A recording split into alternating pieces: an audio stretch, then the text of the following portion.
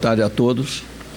Que a paz e as bênçãos do Senhor continuem em nossos corações hoje, agora e sempre, com as graças de Deus. Nós sempre iniciamos um trabalho doutrinário, primeiramente chamando a atenção dos companheiros da importância desse momento que nós estamos participando.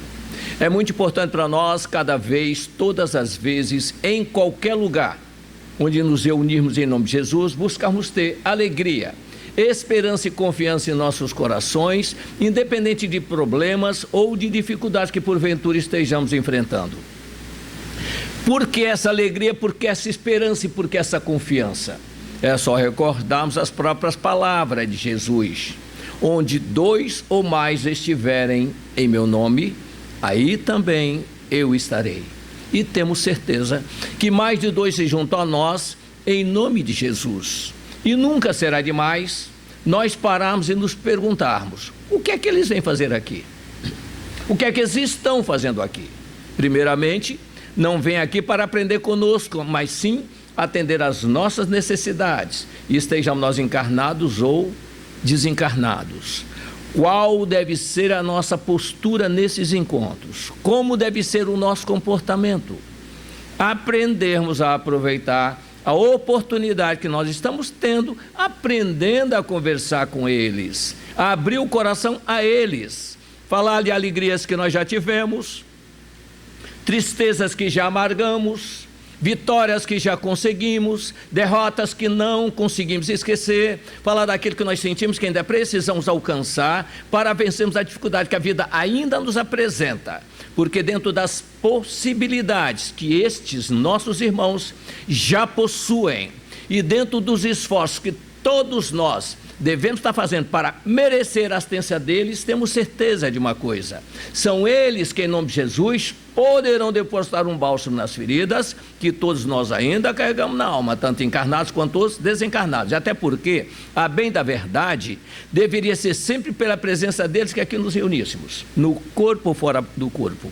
Então, que nós possamos aproveitar esses momentos, se repetem a cada vez, todas as vezes, em qualquer lugar onde nos reunimos em nome de Jesus. Hoje nós vamos refletir sobre a ressurreição de Lázaro. É um capítulo completo no Evangelho de João, com esse título aqui. O título representa para nós todo o conteúdo da dissertação que se faz sobre aquilo. E nesse caso aí nós vamos ter que tentar entender a importância das palavras. Toda palavra deve definir bem claro aquilo que se está falando dela. E nesse caso de ressurreição, nós temos encontrado realmente muitas informações contraditórias, o que realmente não espelha a mesma coisa. Por exemplo, só para ter uma ideia, quando Herodes soube que Jesus estava fazendo maravilha e perguntava quem ele era, é Elias que ressuscitou. Quer dizer, era Jesus falando, na verdade, isso nós chamamos de manifestação espiritual, comunicação espiritual. Para a nossa doutrina é isso, e não é ressurreição. Ressurreição é do indivíduo, não do médium que faz uma psicofonia ou traz uma informação. E nesse aspecto aí, então, nós vamos ter que ver o seguinte: 3 níveis para entender. Tem reencarnação, ressurreição e ressuscitação. É isso que nós vamos ter que verificar aqui. Porque, como é que funciona o processo? A reencarnação é a nossa entrada na vida, onde nós somos ligados num óvulo já maduro, já pronto para nos receber, e ali desenvolvemos o nosso corpo físico, no ventre materno. Quem lê o livro Missionários da Luz, na ligação, quando inicia o processo de ligação do espírito, do elemento masculino, que já fecundou o óvulo, para começar a formar o corpo, em média leva 15 minutos para fazer isso. O André Luiz coloca para nós, o Alexandre é o mentor desse livro, né? Então em 15 minutos eles fazem isso aqui. Aí começa, já está dividida a cromatina, começa o processo reencarnatório. E ele aquilo que chama de gestação. E ele vai levar mais ou menos 7 a 9 meses para sair e entrar na vida. E a vida começa quando corta o umbigo, o cordão umbilical, e aí ele desperta, movimento do corpo, está vivo. Deu manifestação de movimento espontâneo no corpo, está vivo. Pode morrer 1 minuto depois, mas entrou vivo no planeta. É isso que nós temos que entender, que é reencarnação. A ressurreição é quando nós desencarnamos e vamos melhorando a nossa postura. Jesus diz para nós no livro, Assinando como Caminho, Espírito da Verdade, e diz para nós o seguinte: pois que a ressurreição é a morte é a ressurreição. O que nós chamamos de morte? Quando o espírito abandona o corpo, mas ele deixa o corpo. A morte não existe, ele diz, a morte é a ressurreição. Então, nesse aspecto, nós vamos verificar o seguinte: o perispírito reencarnante ficará preso ao seu corpo por um fio que ao romper-se provocará seu desligamento, e isso é uma ressurreição. Jesus explicou isso aos saduceus, quando ele diz que, quando eles questionaram sobre a ressurreição, ele disse: a ressurreição é quando nós saímos para a vida eterna. São como os anjos, mas ele ainda pergunta para eles: vocês não ouviram falar que Deus é Deus de Abraão, de Isaac e de Jacó? Então Deus também é Deus de vivo. Então existe ressurreição paliativa como a nossa. Cada vez que nós desencarnamos, é uma ressurreição que pode melhorar ou não o nosso estado. Como nós não retrocedemos, de certa forma, sempre vamos andar um pouquinho mais adiante, mas porque nós não retrocedemos, porque tudo que nós fazemos numa encarnação já é um acordo que foi feito antes de vir para cá. E nesse caso aí, o que acontece? A ressuscitação ocorre quando o nosso corpo não apresenta sinal de vida e algumas medidas são tomadas para recuperar esse movimento. Respiração boca a boca é muito comum, massagem, mas nós não saímos do corpo. Se o espírito sair do corpo, não tem como mais voltar a ele e dar movimento a ele. Então isso é ressuscitar. Vou colocar até uma experiência para vocês, que é real. Uma criança, ela queria entrar na piscina funda de um clube, e o pai diz: só com 5 anos você pode entrar, porque era a regra do clube. Com 5 anos a criança pode entrar na piscina do clube. E quando ele completou 5 anos, o pai foi na secretaria para fazer a autorização para ele. E o que a criança faz? Tinha 5 anos, mergulhou na piscina sem saber nadar. Mergulhou, foi lá para o fundo. Um senhor passando perguntou: que criança é aquela ali embaixo? Essas crianças que brincam de prender o fôlego. Ele não pensou 2 vezes, mergulhou e foi buscá-la. Graças a essa ação dele, conseguiu retirá-la, aplicou alguns recursos que ele conseguia, que ele conhecia, e ela restabeleceu a vida e chamaram os bombeiros, e a pouco ele foi atendido. No hospital, sendo socorrido, aí perguntaram àquele rapaz que mergulhou na piscina: como é que você teve a visão de mergulhar para tirá-la ali? É porque alguns anos atrás eu perdi meu filho nessa condição. Eu não sabia praticar isso. E resolvi aprender, porque eu jurei para mim: o dia que tiver alguém nessa situação, quero salvá-lo, já que eu não consegui salvar o meu filho. Então isso aí, vê o que é? Isso é ressuscitar. É que vai acontecer aqui. Existe um princípio que normalmente nós temos uma letargia, que é como se estivesse morto. Quanta gente já não for encontrado realmente com o corpo virado? Vocês conhecem uma expressão que normalmente é usado muito em boxe: salvo pelo gongo, não é isso? Sabe como surgiu essa expressão? Descobriu-se na Inglaterra que muita gente, quando ia exumar o corpo, estavam com a roupa rasgada, mudado de posição, ou seja, estava vivo. Então o que eles fizeram? Fizeram um sino, fizeram um buraco para chegar ao caixão, que se a pessoa tivesse, era só puxar o sino, fazia barulho, corria e tirava ele de lá. Salvo pelo sino, salvo pelo gongo.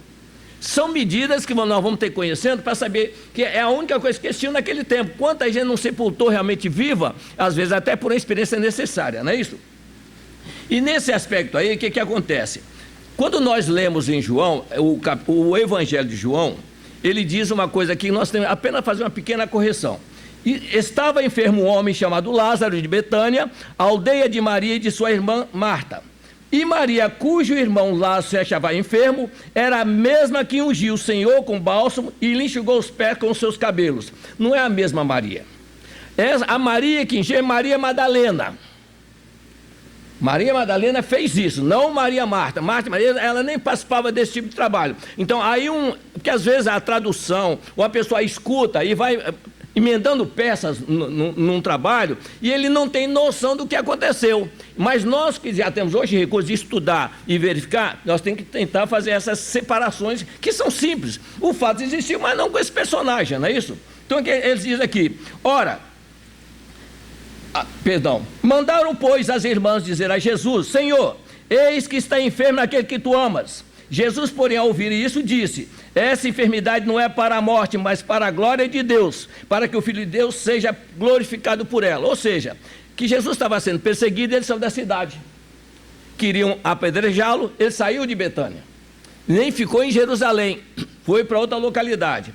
Localizaram ele e avisaram, mandaram o recado que Lázaro morreu. Essa é uma enfermidade, não é para a morte. Ou seja, ele sabia, tinha noção disso. E ele ficou 2 dias lá antes de vir para cá. Aí quando o evangelho diz, olha, Jesus ouviu o pedido da volta dele, ele ficou mais 2 dias naquela localidade.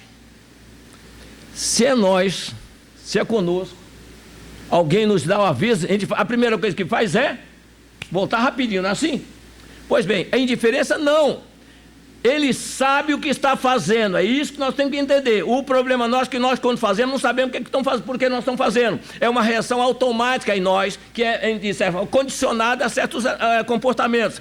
E ele diz aqui para nós o evangelho.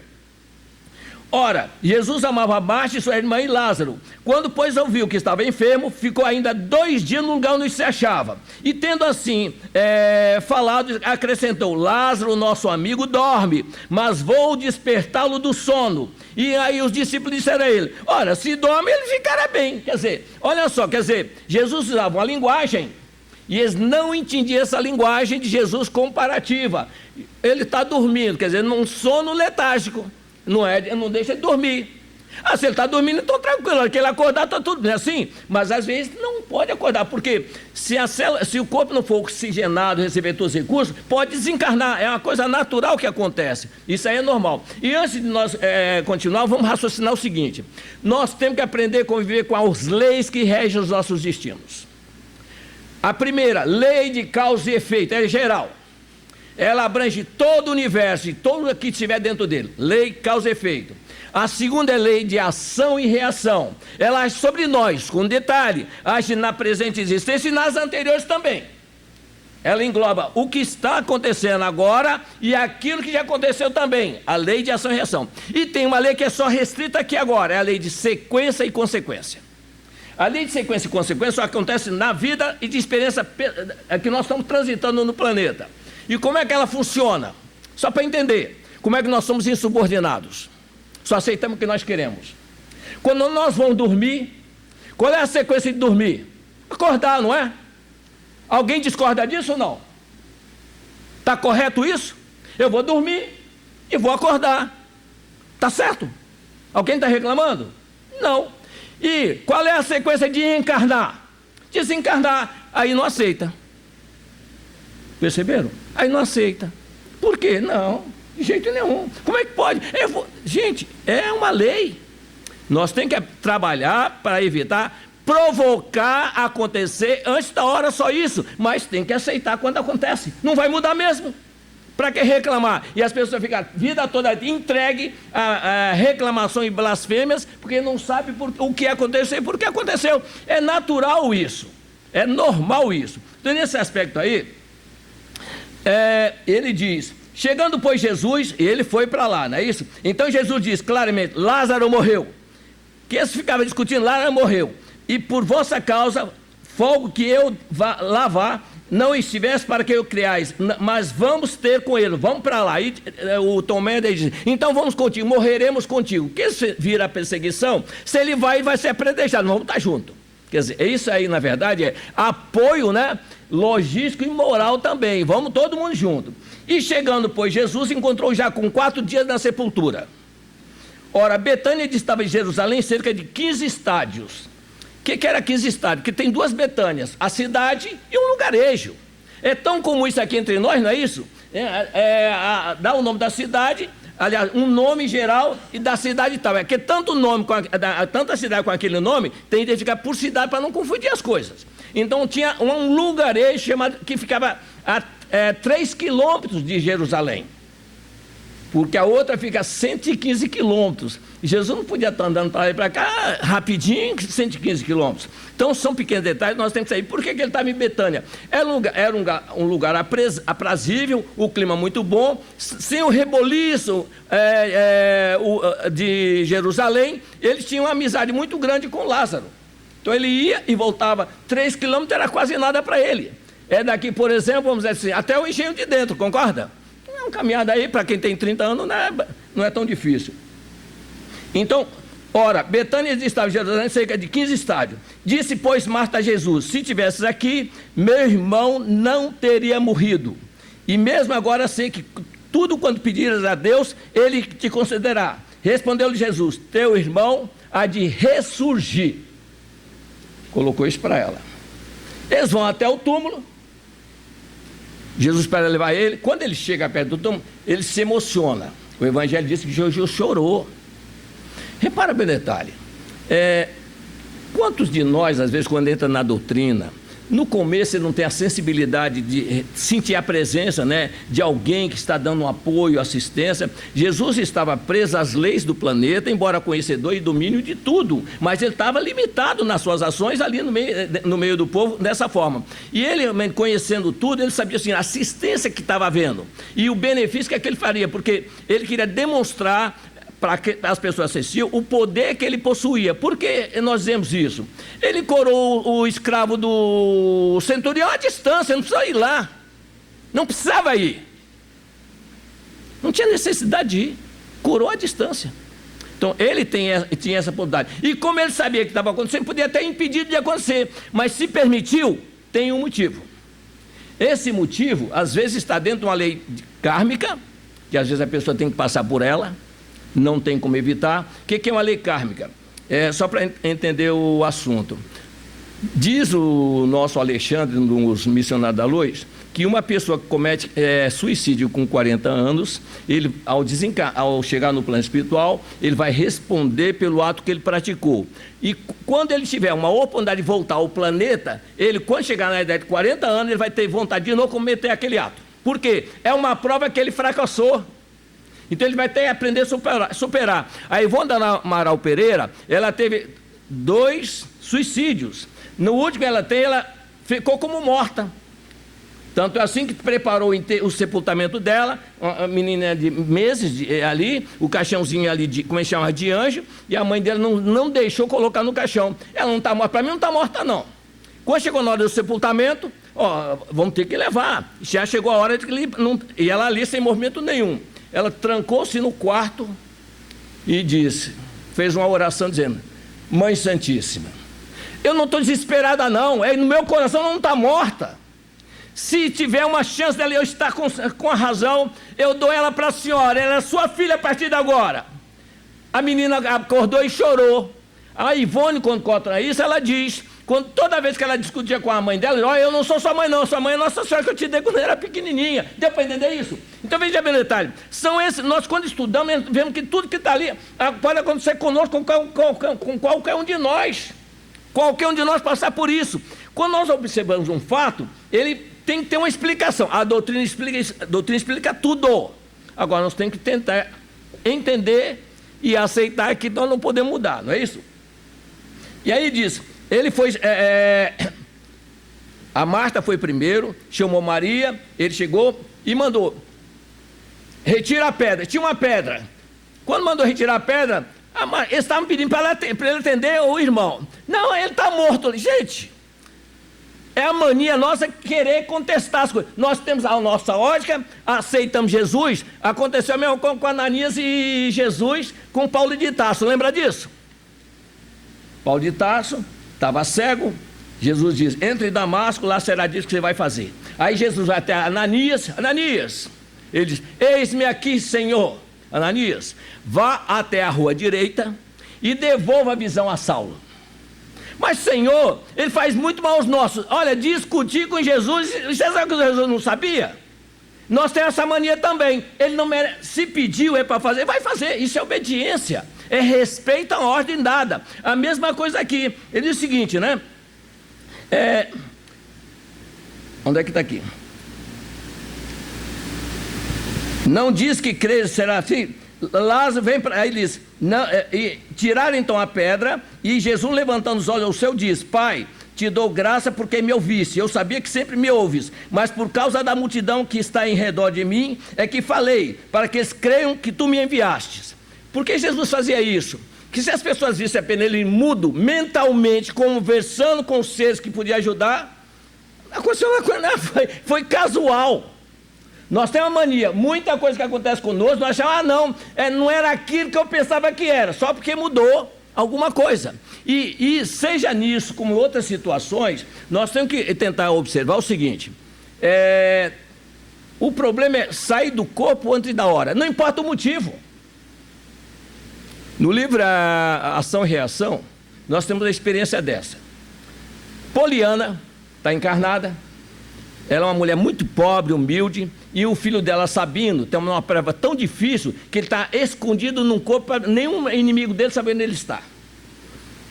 E aí o que acontece? Eles colocam um plantonista porque ele não fala, não ouve, não chora, não se movimenta em nada. E ele mora ela dorme no chão, em cima de farrapos. Mas tem o plano espiritual dando assistência a ela por causa dessa prova difícil dela. É um resgate, que eles foram um barão muito nobre da vida passada, agora tem que responder pelo que fizeram.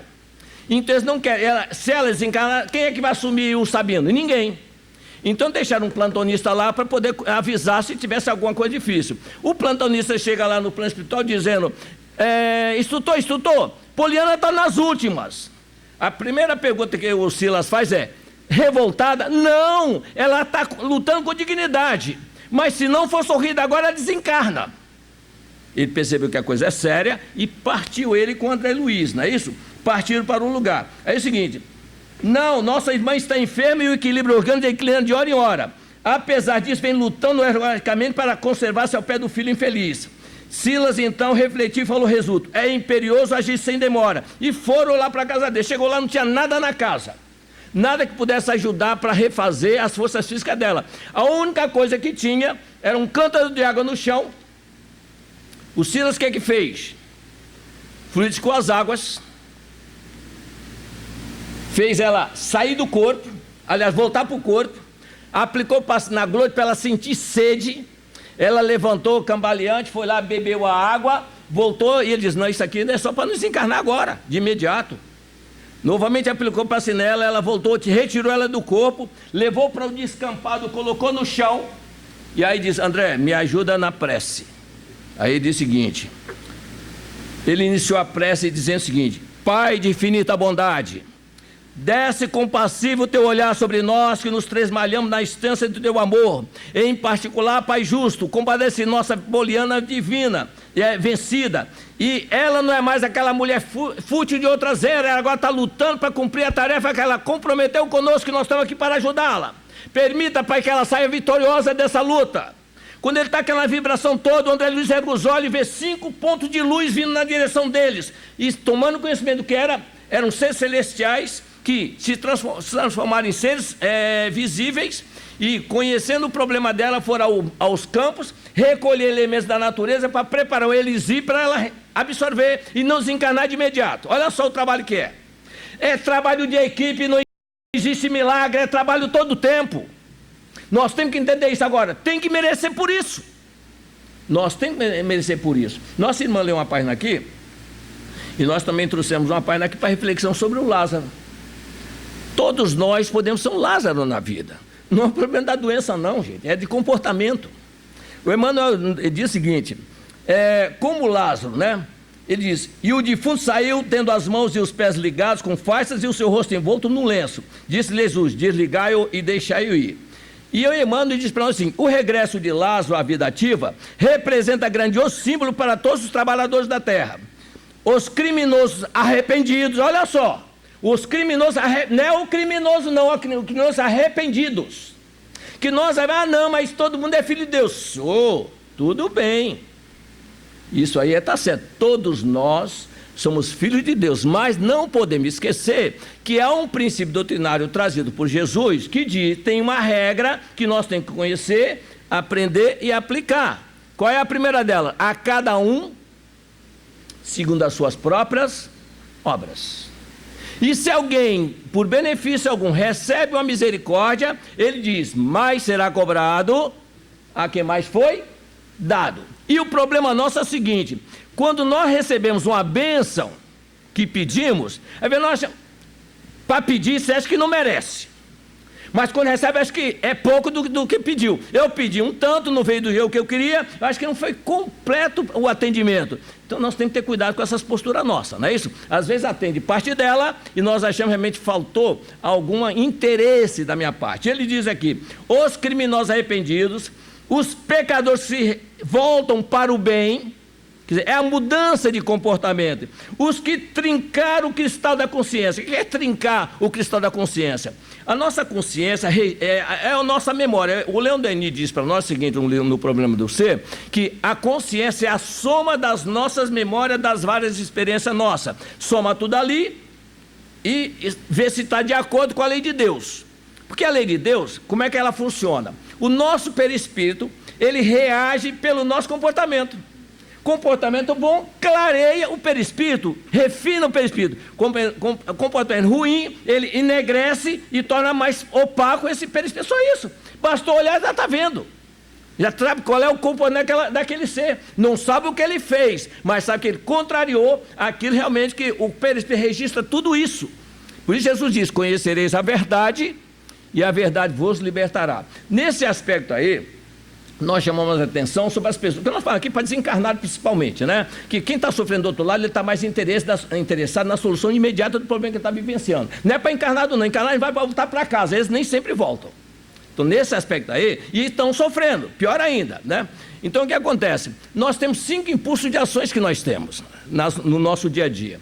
É o impulso instintivo, o de condicionamento, o de conveniência, o racional e o de virtude.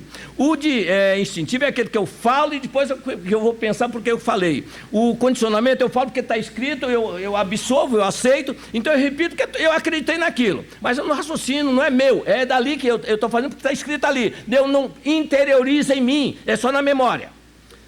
O de conveniência é quando eu quero levar vantagem nas coisas. Por exemplo, Jesus diz, se alguém der um copo d'água a um dos meus discípulos, por ser meu discípulo, em verdade vos digo, receberá a sua recompensa. Então eu dou o copo d'água ou pela recompensa ou pelo medo do castigo, e não pela sede daquela pessoa. Quando eu vou cair no impulso racional, opa, espera um pouquinho. Existe uma lei, não adianta eu querer me enganar, querer driblar eles sabem a minha intenção, e Deus julga a intenção. Então o que acontece? Nessa hora eu começo a mudar o meu comportamento, a intenção, e procurar fazer em benefício daquele que realmente está precisando. E caímos na virtude que é aquela que Jesus diz, quando eu tive fome me deste de comer, tive doente me socorreste, tive prisioneiro fosse me visitar, põe-se à direita eleitos do meu Pai, porque quando me socorrestes. Eles disseram, mas que nós fizemos quando? Quando atendesse ao pequenino, foi a mim que eu fizesse. Fez sem intenção de recompensa, dando de graça o que de graça receberam. E trincar a consciência é quebrar. Ela está envolvida de uma espécie de uma redoma que não deixa ela se desenvolver. Nós, porque no fundo, nós é que comandamos tudo. A nossa consciência, só para entender como é que funciona ela, eu tinha uma grande dúvida. A consciência não está em mim, ela está no meu perispírito. Quem diz isso é Bezerra de Menezes, nos Dramas da Obsessão. Ele fala o seguinte, consciência, ele abre entre aspas, arquivos mentais do perispírito. O que isso tem de implicância? Eu estou nessa existência, eu tenho acesso à minha memória, então eu estou sabendo o que estou fazendo, eu já li, conhecia, absorvi, eu entendi, compreendi, vou fazer, aceitar. Tudo bem, estou fazendo. Eu desencarno, quando eu voltar, essa memória não volta mais comigo, fica lá. Eu volto com outra novinha. Se eu não interiorizar em mim, não vai adiantar muita coisa, não vou receber apenas lampejo, não vai adiantar nada. É isso que às vezes nós somos prejudicados, não sabemos como é que funciona. O que acontece? Começa tudo quase do zero. E nós temos que chegar um dia com tal que ela está tão interiorizada, como Gesiel demonstrou junto com Simão Pedro, quando Gesiel tomou conhecimento do Evangelho de Jesus. Quem conhece a obra Paulo Estevão, não é isso? Ele conversando com Simão Pedro, que seria mais tarde o Estevão, ele diz o seguinte, lendo o Sermão da Montanha, ele começou a chorar de emoção, e Simão perguntou por quê, ele lembrou de tudo que ele passou, disse, olha, sem conhecer Jesus eu só fazia o que ele pedia. Nós vamos ter que chegar nesse estágio, deu para entender? E ainda tem que voltar aqui, não é atingir, não. E nós não entendemos isso. Cada encarnação é um disco novo, com detalhe, e eu falo por desencarnado, estão aqui. Saindo daqui, nós vamos lembrar de tudo que nós fizemos aqui. Aí que tem um arrependimento que não ter feito aqui. O valor é fazer aqui não porque ele está sofrendo lá. É aqui que tem que agir. Então nessa hora o que acontece? Vamos para lá. Quanto tempo vai levar para arrepender lá? A mesma coisa, arrependeu? Alguém começa a preparar a volta para cá de novo. Então aí voltamos de novo e começamos tudo outra vez. Até quando? Vai depender realmente do nível das faltas que nós temos e do nível de conhecimento que nós já também temos. Entendem a maravilhosa... Vou só repetir assim: os criminosos arrependidos, os pecadores que se voltam para o bem, os que trincaram o cristal da consciência, entendem a maravilhosa característica do verbo recomeçar. Cada existência nós estamos recomeçando. Nós confundimos conhecimento com inteligência. Conhecimento, hoje, o mundo tem um conhecimento que não existia no passado. Mas nós não mudamos muita coisa, não. A própria página diz isso para nós, não mudamos nada. Você tem um caminho, verdade e vida aí, não? Pega a lição 79, se tiver. Caminho, verdade e vida. Não, vamos lá.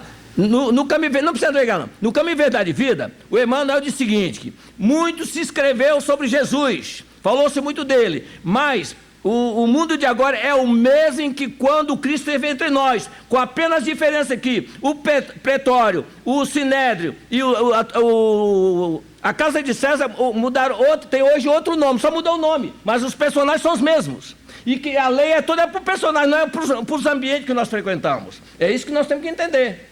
É esse o aspecto da necessidade da reencarnação e o aproveitamento dessa experiência.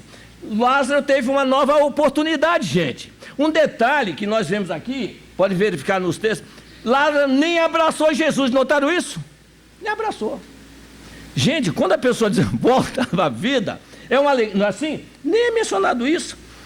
Aí ele diz: Lázaro não podia ser feliz tão só por revestir-se novamente da carne perecível, mas sim pela possibilidade de reiniciar a experiência.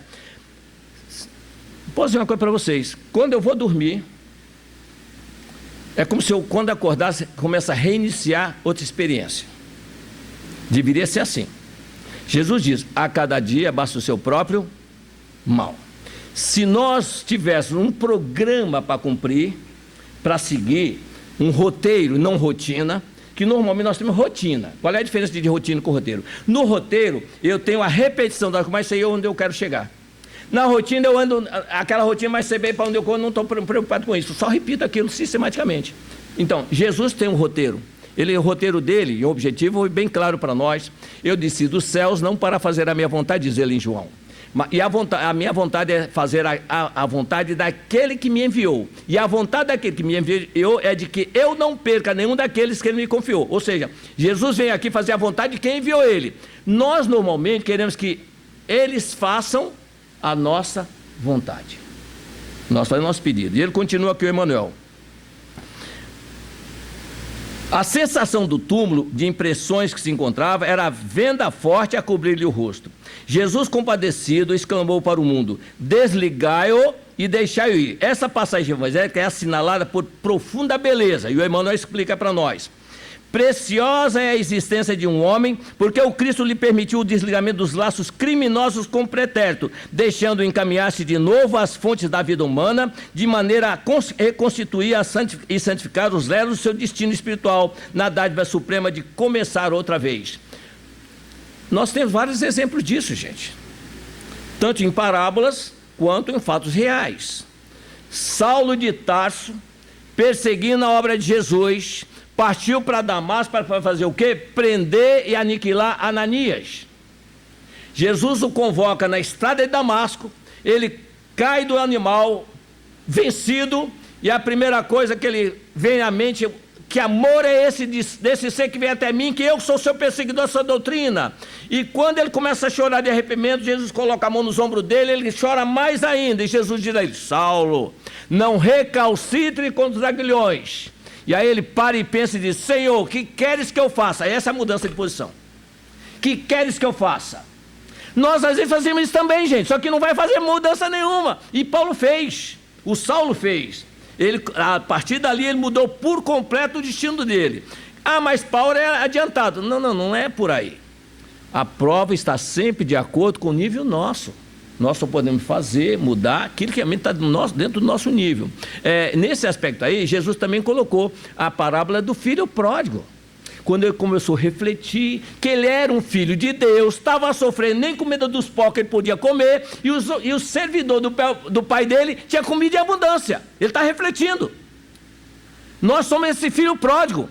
Nós saímos do seio paterno, por sermos rebeldes, não obedecemos ao Criador. Ora, não obedece ao Criador, vai obedecer a quem? A nós aqui?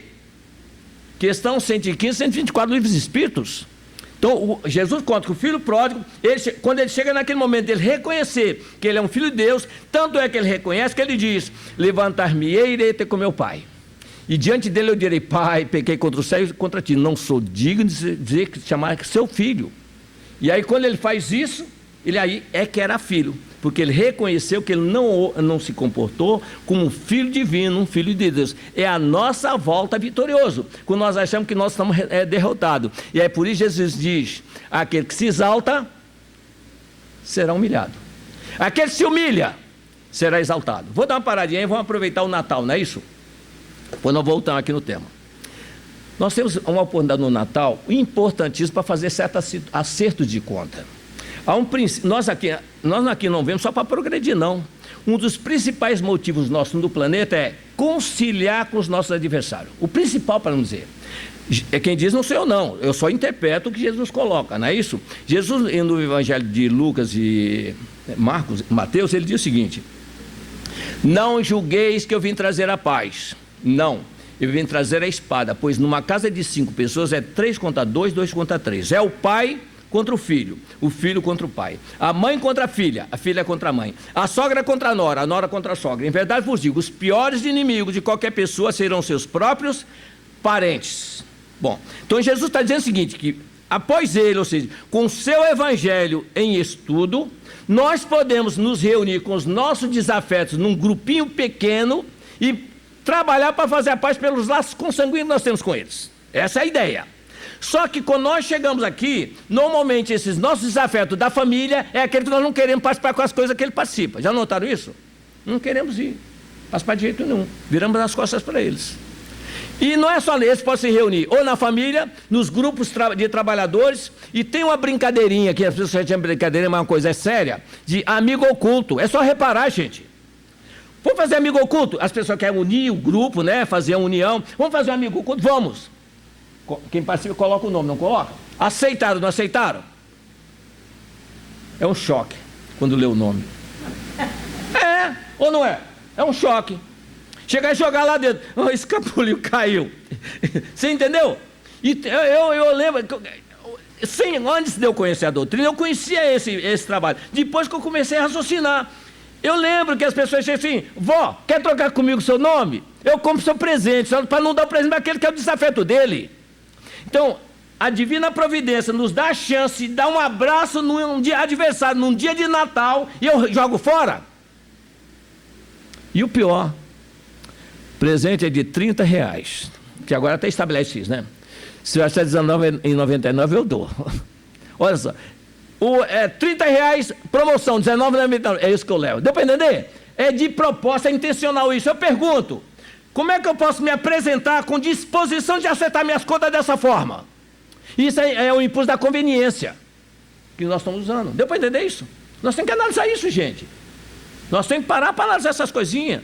E o que custa a diferença? Gente, R$50. Tem gente que daria toda a fortuna do mundo para voltar para cá porque está sofrendo do outro lado.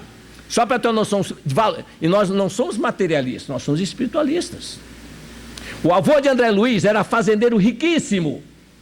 Quando ele foi organizar a nova vida dele, Cipriana diz: André, teu avô, ele precisa ter uma vida, uma experiência miserabilíssima e acertar conta com Ismênia, e Ismênia vai ser a mãe dele. Só para ter uma ideia. Miserabilíssima, quer dizer, um homem que era dono de terras e fazendas e muitos patrimônios, agora vem aqui sem ter dinheiro para comprar um pão.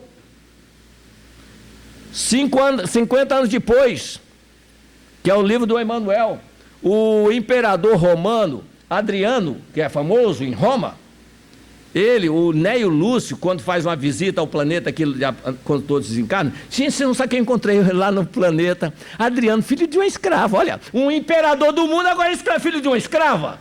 É a lei. Nós temos que aprender a respeitar a lei ou nos beneficiar do respeito antes de vir realmente a correção. Que não é castigo, hein? É correção. E Emmanuel disse aqui para nós, não é isso? Narra o Evangelho, não te esqueças, né, a lição do Caminho, Verdade e Vida.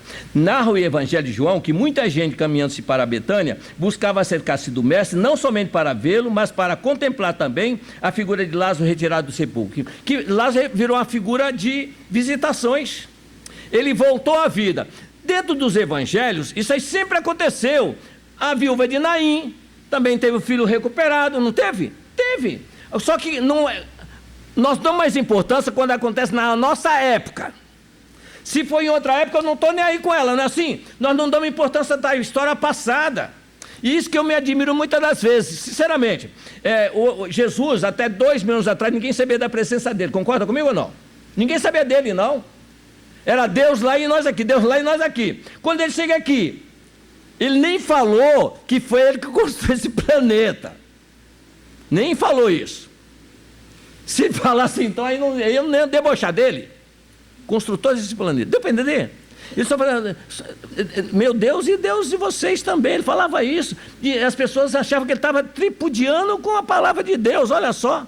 Nesse aspecto aí, só para você ter uma noção, olha só o finalzinho do Evangelho de João, como é que ele coloca sobre isso aí. Muitos, pois, dentro dos que tinham vindo visitar Maria, creram nele, mas alguns deles foram ter com os fariseus e disseram-lhes o que Jesus tinha feito. Ou seja, sabe aquela pessoa que vai dar notícia? Nós temos essa mania também, gente. Nós sabemos que tem um grupo aqui, que eu posso frequentar os dois grupos, o adversário, né, e o outro. Eu estou lá e estou cá, Os que estão mandando estão lá, eu tenho acesso a eles. Os que estão sendo na atuação agora, eu também chego neles aqui, mas eu não estou tomando partido nenhum. Aí quando eu vejo fazer alguma coisa, eu vou lá contar o que eu vi, não é assim? Eu levo a informação. Foi isso que aconteceu. Foi lá dizer o que Jesus tinha feito. Ressuscitou Lázaro. Olha a reação do Sinédrio. Então, os principais sacerdotes e os fariseus reuniram o Sinédrio e diziam: que faremos? Que Jesus estava... Vê bem, Jesus começou perseguido em 29. Ele trabalhou 3 anos só. Então, desde o primeiro momento, ele estava sendo perseguido. Então, nesses instantes aqui, já está chegando o final da trajetória dele aqui. Que faremos? E aí Caifás, que era o sumo sacerdote naquele ano, disse-lhes: vós nada sabeis, nem considerais que vos convém que morra um só homem pelo povo e que não pereça a nação. Ou seja, é melhor morrer um homem do que toda a nação perecer. Que nação? Aqueles estavam realmente tomando proveito dela. E eu pergunto, sem crítica, só para análise, não continua a mesma coisa? Quase sempre. Com um detalhe, antes nós não sabíamos que as nossas preces tinham valor, tinha força. Quando nós oramos em benefício daquele que está no erro, nós crescemos, nós fazemos o que Jesus pede, mas nós atiramos pedra também ainda, esquecendo que ele diz: atira a primeira pedra aquele que se sentir sem pecado. Os princípios de Jesus não nos dá o direito de achar que nós estamos isentos deles, não existe isso. A nossa experiência aqui está de acordo com a programação feita lá em cima. Eu pedi uma vida humilde, simples, com lutas e dificuldades. Nós vemos isso aí, por exemplo, vê o que é a dificuldade. O nosso irmão Ricardo, marido da dona Laura de nosso lar, não é isso? Ele, com 3 aninhos, ele é levado para, de novo, manter contato com a família, que ele vai se formar aqui embaixo. Ele vai lá e começa a conversar com a família, numa redoma, ele entra naquele arquivo da vida passada, ele volta a ser um adulto. Ele não é a criança, adulto ele nem teria como conversar com a família. Então ele vai na experiência, na personalidade anterior dele. E ele começa a conversar. Quando ele está quase partindo: pai, tem alguma coisa nós passamos pelo senhor? Não, filho, eu estou esperando por você, sua mãe vem, depois vocês virão me encontrar aqui. Agradecemos a Jesus essa graça, essa bênção. Quando ele está esvaindo a imagem dele, ele volta de novo: filho, tem um pedido a fazer. Roguem a Jesus que eu não encontro facilidade no meu caminho. Olha só. A gente pede lá em cima aí, chega aqui e reclama com dificuldade. Eu pergunto: que ressurreição que eu vou ter? Aí não estou falando de ressuscitação. Que ressurreição que eu vou ter? Como eu vou aproveitar? Se eu sei o que tenho que fazer e faço o contrário daquilo. E Jesus diz, não podeis servir a dois senhores. E nós servimos, gente, o tempo todo. Nesse aspecto aí, diz, nessa movimentação muitos iam e voltavam transformados, irritando os círculos farisaicos. Essa lembrança do apóstolo é preciosa. A situação todavia é idêntica dos dias atuais. O Emmanuel coloca aqui de novo. É a mesma coisa, não mudou nada. Então, se nós repararmos, nós não somos nem gratos e agradecidos que nós estamos vivenciando numa época em que as facilidades são muito grandes. Estamos no Natal, e o Natal é muito precioso para uma comparação. O nosso mestre divino chegou aqui num período difícil. A mãe dele, Maria de Nazaré, teve que viajar 157 quilômetros no lombo de um burro, de um jumentinho, para realmente, porque tinha que recensear em Belém. Se uma mulher estiver grávida de 7 meses, ela não toma ônibus de jeito nenhum. Vai reclamar, se ela puder pegar um táxi, ela vai pegar um táxi. Não vai tomar, não. Desse jeito não vou, não. Arruma o teu jeito para me levar. Antigamente até ia, hoje não vai mais. Então, a comodidade, às vezes, nós caímos também no comodismo. Esquecendo que Maria passou por tudo isso. E chegando lá, eu não trouxe meu celular, mas... Alô, dá para reservar um quarto aí para mim? Minha mulher está grávida, eu vou chegar aí daqui 2 dias, eu quero um quarto garantido. Né? Não, viajou mais de uma semana, chega lá, não tem lugar para dormir, tem que dormir, usar a estrebaria e arrumar um coxinho da manjedoura. E são dificuldades. Eu pergunto, quando nós estamos nessa vida, nós normalmente revoltamos. São 3 coisas que realmente impedem o nosso crescimento espiritual: revolta, desespero e remorso. Não importa a prova, não interessa. Revolta, desespero. Como não importa? Bom, eu estou dizendo que não digo que eu não dou importância. Claro que eu dou. Só estou dizendo que dentro da lei não tem importância. Por que eu digo isso? Nós temos 2 Lázaros na história do Evangelho. Um deles é um da parábola. Olha só o Lázaro da parábola. Jesus conta que um homem riquíssimo se banqueteava todos os dias da sua vida, linho finíssimo, e os amigos e os parentes todos ao redor da mesa dele. E os cães comendo as migalhas caídas da mesa do rico. E lá fora, o Lázaro, pobre coitado, com o corpo todo coberto de ferida. Nem as migalhas caídas do rico davam para ele. Olha só a diferença. Eu pergunto, se eu estou passando por uma experiência dessa e vejo um rico naquele fausto todo, eu naquela miséria toda, o que vem dentro de mim? Deus não é justo. Deus não é justo. Pode dizer o que quiser, não vem falar comigo. Eu não posso acreditar num Deus que faz aquilo com ele. Para que tanto e eu com nada? Pois bem, Jesus diz que quando morre o pobre, ele vai para o seio de Abraão. Ele conquistou, sem precisar de migalha nenhuma, ele chegou lá. E o rico foi para o sofrimento. E aí nós vemos a postura do rico. Ele não reclamou em momento algum. Então, meus irmãos, quem está desencarnado sofrendo, não reclama não. Não vai ter ninguém para conversar. E Lázaro tinha, o rico tinha Abraão para conversar com ele. Que quando nós somos resignados, eles se aproximam de nós. Eles não nos tiram da dificuldade, mas pelo menos se aproxima da nossa pessoa. Dá um apoio moral para nós não sofrermos perseguição dos nossos desafetos. Então, a nossa doutrina é a única que tem uma visão global de como as coisas acontecem. Só que eu pergunto o seguinte: como é que eu posso agir em benefício de mim mesmo, se realmente não penso no meu próximo, no meu semelhante? E Jesus, Francisco de Assis é que diz: é dando que se recebe. Nós queremos receber para dar, só que nós recebemos uma parte e na hora de devolver, não, eu vou aumentar para devolver bastante, que isso aqui não vai dar para nada. Quer dizer, quando eu recebo, quando eu peço, qualquer coisa que mandar tá bom, mas quando eu recebo, no começo até atende, mas daqui a pouco já não atende mais. São coisas que nós temos que parar, que o nosso inconformismo com os problemas é muito maior do que agradecimento pelos benefícios que nós recebemos. E ele diz aqui ainda para nós, não é isso? A alma voltada para o Cristo quase sempre foi ressuscitada por seu amor, escapando à sombra dos pesadelos intelectuais que operam a morte dos sentimentos. Ou seja, ele diz quase sempre, não é sempre. Por que quase sempre? Porque não é todos que aproveitam. E a pergunta é, eu estou aproveitando as lições que eu tenho do Evangelho? Eu tenho aproveitado?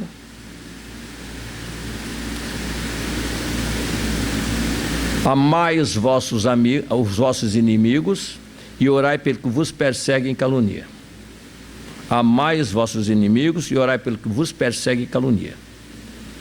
Eu sei que é muito difícil amar inimigo, mas não seria tão difícil orar pelo que nos persegue e calunia.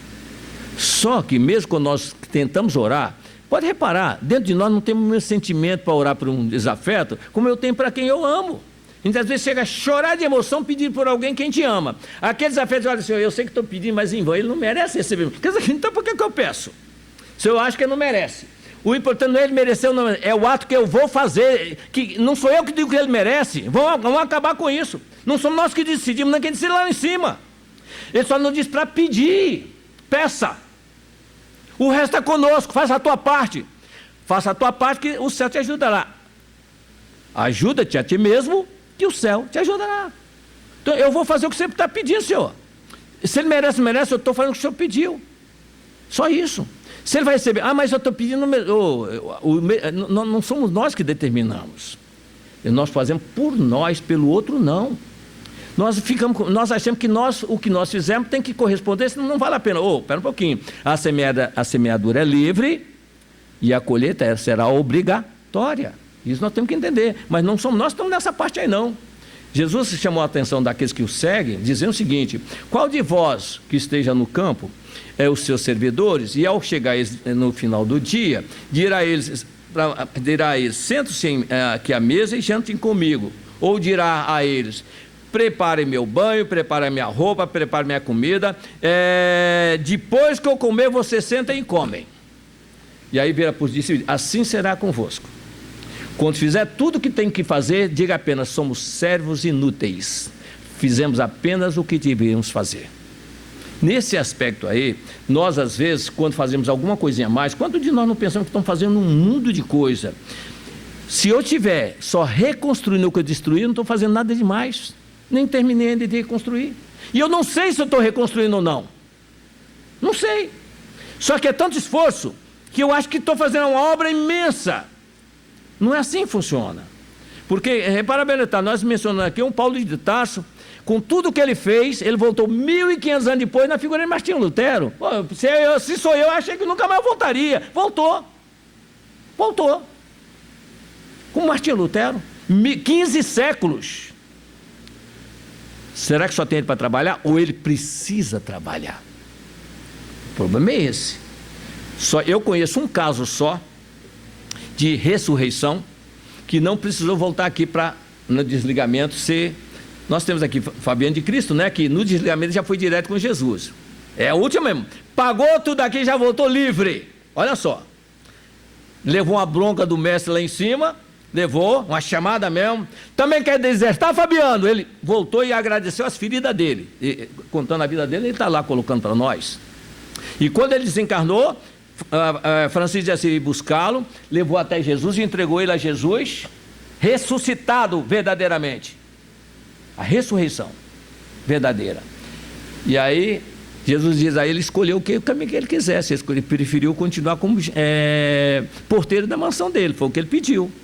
Agora, o que eu disse que eu conheço um, que não precisou voltar aqui, acertou conta lá, foi Bezerra de Menezes. Com 50 anos do outro lado, Maria de Nazaré intercedeu por ele e mandou um recado. Olha, eu falei com o meu filho, um recado que ela mandou, e ele te autorizou a ir para o plano se você quiser. Não, peço à Mãe Santíssima que eu preciso mais de tempo para consertar algumas coisas que estão aí para trás. A consciência dele é que cobrava, não era de ninguém, ele é que se cobrava. Às vezes nós nos cobramos. E por outro lado também, quem já leu o livro Obreiro da Vida Eterna, nós temos que ter muito cuidado quando nós estendemos a mão, fugimos do compromisso. E às vezes só pensamos em nós. É em nós. Metelo é um personagem que ele largou tudo para trás para fazer o que ele tinha que chegar lá em cima. Quando ele consegue chegar vitorioso num plano elevado, Ele diz isso aí no livro. Ele olhou para o plano terreno e uma luz imensa banhava o charco do mundo. E ele perguntou: que luz é aquela que banha os pântanos da vida? E os seres celestiais que desciam para colaborar na obra, diz: é o Senhor Jesus libertando consciência. E continua na direção da obra. E ele então, o Metelo para, e ele diz: como é que eu posso chegar diante de Jesus de mãos vazias, se ele está lá nas trevas libertando consciência? Voltei para colaborar. Então, meu amigo, é como você vestir a roupa para o casamento e depois voltar para mexer no lixo. É quase a mesma coisa. Então vamos mexer agora, que a gente já está habituado com ele. Não precisa mudar de ambiente para voltar aqui, não é isso? E ele termina aqui o seguinte: muitos homens estão mortos, soterrados no sepulcro da indiferença. Indiferença, isso aqui é uma outra palavra. Nós temos que ter muito cuidado para não ser indiferente com quem sofre, nem conivente com o erro que ele pratica. Olha só o detalhe. Nós devemos evitar ser indiferente e conivente. O que significa isso? Indiferente, não estou nem aí para a sua sorte. E conivente, você tem que fazer mesmo, ainda estimula. O que vai acontecer é que todo que ele fizer estimulado por mim, quando chegar lá em cima, a primeira coisa que vai fazer: vamos trazer os personagens aí. Quem é o mais elevado de todos? Bom, casualmente, nesse caso aí é o Messias, então você é o responsável por tudo. Mas será cobrado. Então é nessa hora que você vê que se adiantar não vai resolver não. Você vai ser mais cobrado do que para os outros. Então, cuidado com nós estimulamos alguém que tem gente falando: eu não tenho coragem de fazer, mas se alguém fizer, eu aplaudo. Já notaram isso? Então, muito cuidado com essas palavras. Palavra é essa força que tem. Sabe por que tem força? Jesus é que diz: a boca fala do que está cheio o coração. Quanta coisa nós não falamos por aí no dia a dia e achamos que não tem importância nenhuma. Está tudo registrado em nós, não é isso? Todos desejam conhecer. Muitos homens. Quando um companheiro como Lázaro tem a felicidade de ser tocado pelo Cristo, eis que se estabelece a curiosidade real em torno de suas atitudes. Às vezes chama-se atenção, mas se chamar atenção não resolve o problema não. Chico Xavier chamava atenção, não chamava? Tinha gente querendo criticar ele, qualquer coisa que ele fazia, as pessoas falavam: Chico, você está perdendo sua humildade. Olha só o detalhe: Chico humilde, sim, ganhando um salário mínimo por mês, trabalhando sem qualquer recompensa maior. E as pessoas: Chico, você está perdendo sua humildade, um dia você vai cair. Eu não caio nele, o Chico muito simples: eu não vou cair não. Já começou, não vai cair por quê? Porque eu já nunca me levantei. Olha, era uma pessoa com inteligência. Não vou cair porque eu nunca me levantei. Mas o Emmanuel estava do lado dele dando assistência a ele. Ele era apenas disciplinado, o nosso Chico Xavier. Todos desejam conhecer as modificações. Se és, portanto, um beneficiado de Jesus, se o Senhor já te levantou do pó terrestre para o conhecimento da vida infinita, recorda de que teus amigos, na maioria, têm notícias do Mestre, todavia ainda não estão preparados a compreendê-lo integralmente. Nós, às vezes, não somos compreendidos nas nossas famílias, as pessoas não nos aceitam, acham que nós somos fanáticos ou coisas semelhantes tais, não importa. E não pode querer impor a eles a nossa filosofia, mas não podemos tirar qualquer brilho do nosso trabalho, de jeito nenhum. Nós temos um compromisso, é comprometimento. O que é comprometimento? Fazer aquilo que nós assumimos que vamos fazer. Quantas vezes nós achamos, nós mesmos às vezes reclamamos que não nos valoriza, e nós não valorizamos às vezes o que nós fazemos. Não, se não for, tu faz, não é assim? Não. O Pai trabalha sempre, e eu trabalho também, disse Jesus.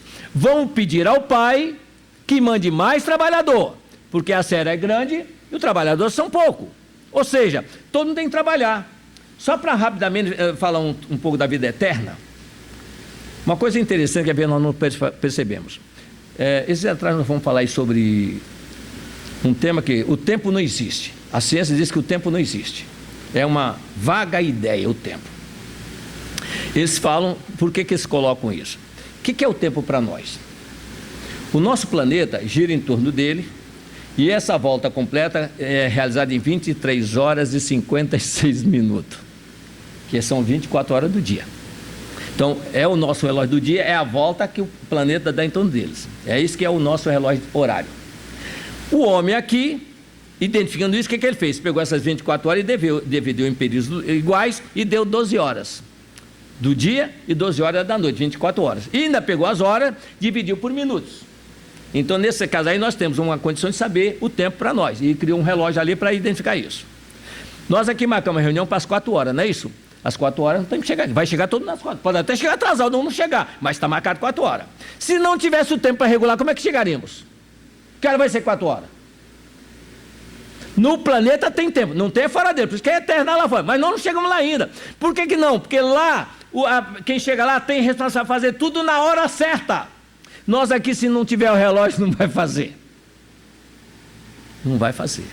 Até porque o planeta de Vênus, ele dá 80 o ano. O nosso planeta dá uma volta na velocidade de 107 mil km por hora. Dá uma volta em torno do Sol, leva 365 dias e algumas quebradinhas. Por isso que arredondou para 366 no ano bissexto, não é isso? Então, quer dizer, essa volta aí. Então, aí dá a volta no planeta. Aí marca um ano, dividido também por 12 meses. Então, são 12 horas e 12 meses. É essa marcação que foi feita a nossa ciência aqui. Mas foi projetado lá em cima, mandar para aqui para poder aplicar e vai ter a divisão do tempo, dentro aproveitamento das horas, de maneira de ter descanso e ter trabalho também. Agora, o que às vezes acontece conosco? Nós não percebemos essa riqueza desse relógio planetário que nós temos. Imaginemos, como é no caso às vezes que eles dizem lá em cima, Messias, você vai mergulhar e você vai viver 60 anos lá na Terra, não volta antes dele. Eles poderiam dizer assim, Messias, você vai mergulhar e quando o planeta der 60 voltas em torno do Sol, você volta. Não podia? É a mesma coisa. Só nós estamos banhados com a hora, não é isso? E eu já teria voltado há muito tempo se fizesse isso comigo. Então, nesse aspecto, só para terminar aqui, é o seguinte: serás como Lázaro, o ponto de observação é para eles. Somente começarão a receber a claridade de crença sincera por ti, reconhecendo o poder de Jesus pela transformação que esteja demonstrando. Se já fosse, pois, chamado pelo Senhor da vida, está em tuas mãos continuares nos recintos da morte, ou levantares para a edificação dos que te rodeiam. Quando nós falamos em morte, essa coisa toda, nós não lembramos, só para finalizar, o Salmo 23 de Davi. É meio difícil, ela tem tantas maneiras de colocar, mas às vezes quando nós fazemos o Salmo 23, nós devemos dizer, mentalmente dizer assim, meu Senhor Jesus, permita que os meus desafetos, amigos, todos que estão sentando comigo, ou me perseguindo, ou me ajudando, todos eles acompanhem nessa prece, todos falando a mesma coisa. O Senhor é o nosso pastor e nada nos faltará. Ele nos fará descansar em pastos verdejantes, guiando-nos por águas mansas e tranquilas, e irá refrigerar a nossa alma, guiando-nos pelas veredas da justiça, por amor do seu nome. Ainda que andamos pelos vales sombrios da morte, não temeremos mal algum, porque tu, Senhor, estará conosco, e se nós estivermos contigo. O teu cajado e o teu bordão nos dão sustentação. E um dia prepararás uma mesa para todos nós reunidos em tua presença, e o nosso cálice transbordará, e na misericórdia estarão conosco todos os dias, quando passarmos a ter tuas ovelhas, e aceitando a ti como nosso pastor, e aí nada nos faltará. Vamos colocar essa ideia do pastor e das ovelhas, porque Jesus é quem diz, as minhas ovelhas ouvem a minha voz, não ouvem a voz do estranho. Que o Senhor nos abençoe.